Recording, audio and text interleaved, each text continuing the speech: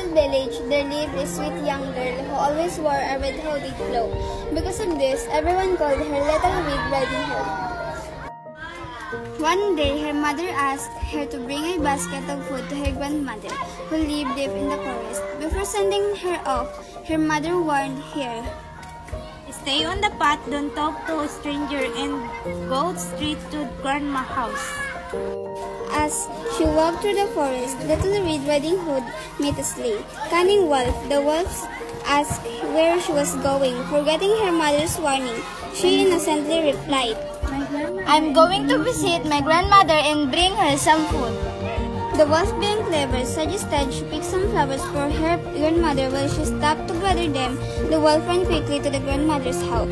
There, he tried Grandma look her away, and disguised himself in her clothes, lying in bed to wait for Little Red Riding Hood. When the girl arrived, she noticed something strange. She said, "Grandmother, what big eyes you have." "The better to see is with mother." The wolf replied, "Grandmother, what big teeth you have." "The better to eat you will," cried the wolf as he leaped out of bed.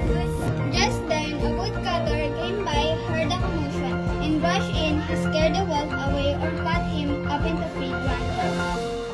In the end, Little Red Riding Hood and her grandmother were safe. She learned a very important lesson.